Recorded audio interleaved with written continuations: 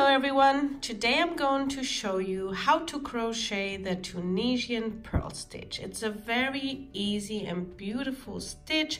A lot of people know the purl stitch from knitting, but you can also crochet it in Tunisian crochet. It's very easy to do, and the great thing about this stitch is normally Tunisian crochet likes to curl up, but this one doesn't. I show you the back side. This is how the back side looks like.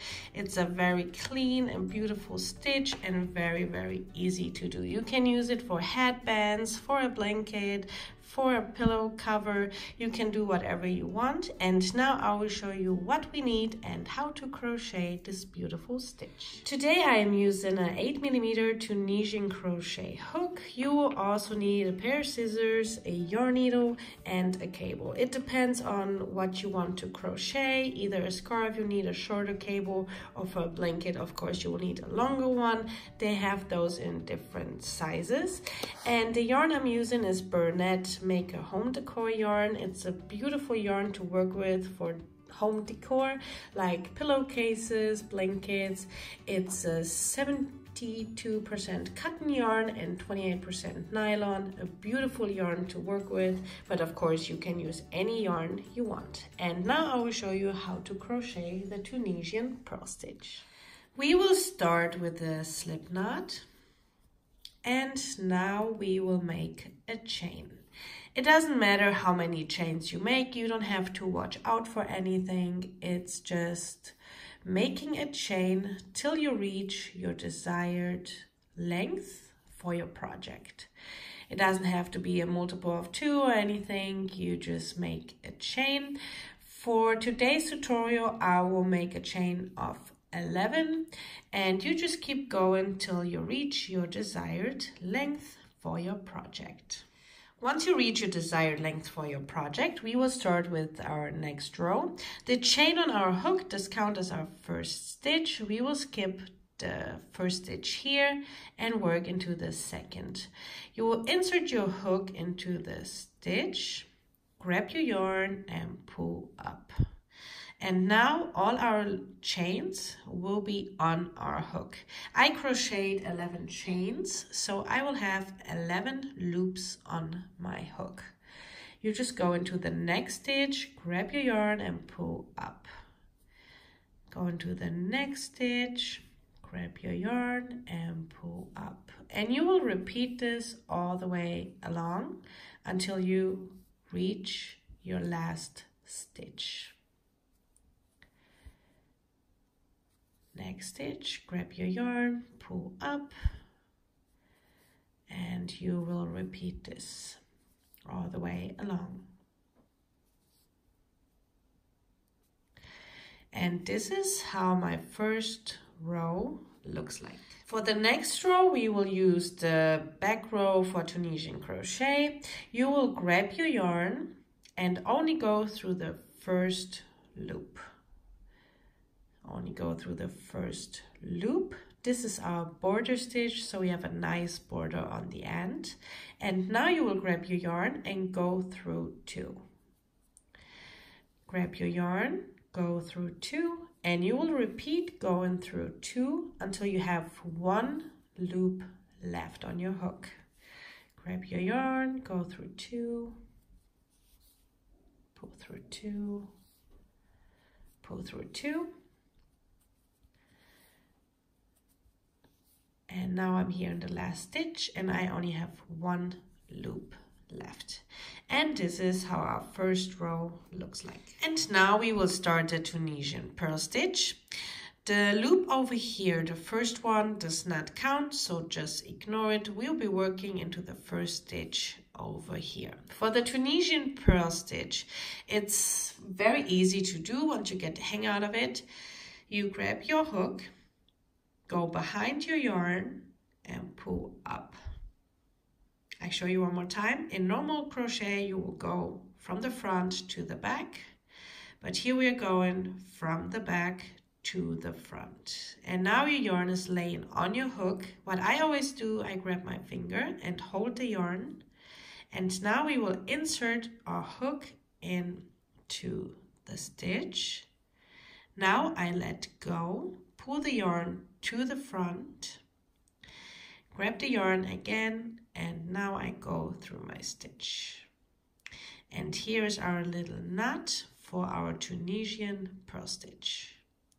Again, here's your hook in the front, but now we will go to the back, and now the yarn is laying on our hook. I show you one more time. From the back to the front, now it's laying on our hook. Now hold the yarn with your finger, insert your hook into the next stitch, let go, pull it to the front, and now we grab that yarn and go through our stitch. And this is our Tunisian purl stitch. Again, from the back to the front, hold the yarn, insert your hook to the next stitch. Now let go, pull around, grab your yarn and go through the stitch. You will see once you get the hang out of it, it's so easy. Again, from the back to the front, hold your yarn, insert into the next stitch, let go, grab your yarn and pull through. And we will repeat this in every stitch.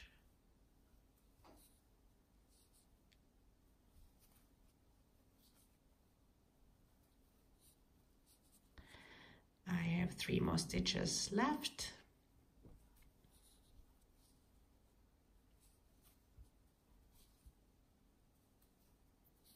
You see, it's very, very easy to do. I just finished my last stitch here, but now it's really important to crochet the border stitch. When you turn your work around a little bit, you can see it's like a cross, and you will insert your hook in there. What's just really important is that you always have those 2 loops in the last stitch. You see I have 2 loops here on my hook, and now you grab your yarn and just pull up. And our row is finished. And now it's time to do the Tunisian back row again. So you grab your yarn, and for the border stitch, always remember just to go through the first loop only. So grab your yarn and through the first loop. And now again, grab your yarn, pull through 2 until you have 1 loop left on your hook. So go through 2, go through 2, and you will repeat this until you have 1 loop left on your hook. Here we go. And now we will repeat the purl stitch row again. So you will always skip the first stitch here and work into the next stitch. So again, here is your hook from the front to the back. Hold your yarn, insert your hook into the stitch, let go, pull to the front, grab the yarn and pull through.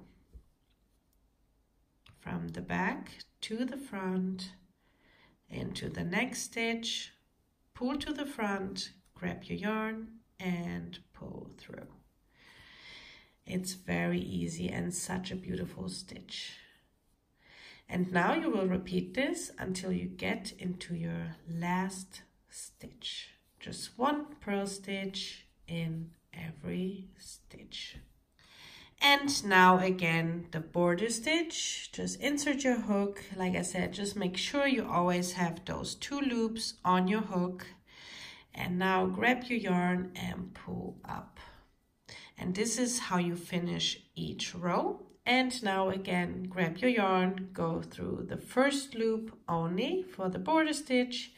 And now you will repeat going through 2 loops all the way along until you have 1 loop left.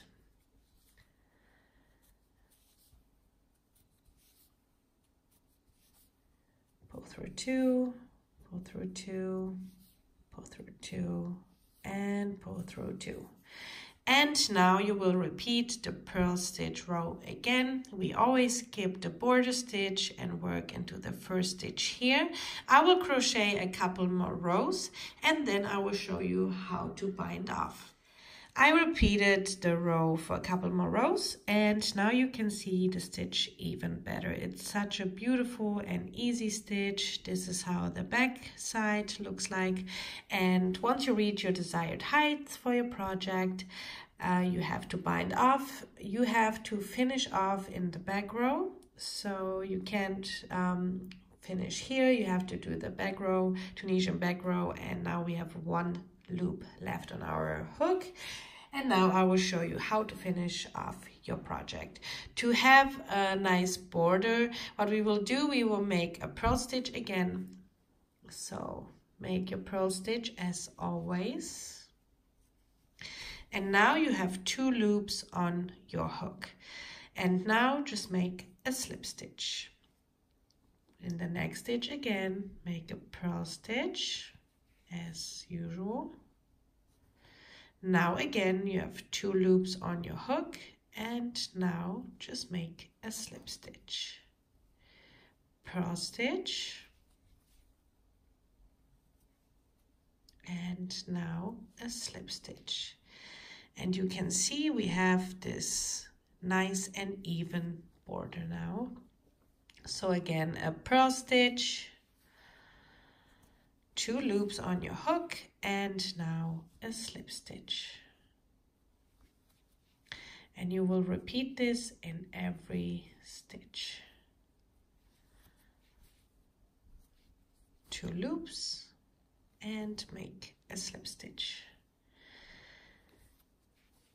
Again, purl stitch, 2 loops and a slip stitch. It's very easy to finish off this project. And this is how it looks like. And here is our purl stitch. Here I am in my last stitch. Again, purl stitch, slip stitch. And for the border stitch, you just insert your hook again, pull the yarn up, and again a slip stitch. And this is how you finish off your project. And to finish off that it's not gonna unravel on you, you just make 1 chain, pull tight, cut your yarn,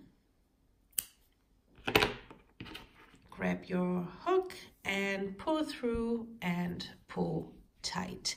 And now all you have to do is sew in all your ends. Once you sewed in all your ends, we are done. I hope you enjoyed crocheting this beautiful Tunisian purl stitch with me. If you liked the tutorial, I would like that you give me a feedback, maybe leave me a thumbs up or a message. I always love to read all your messages. Have a wonderful day, and I hope to see you back soon. Bye.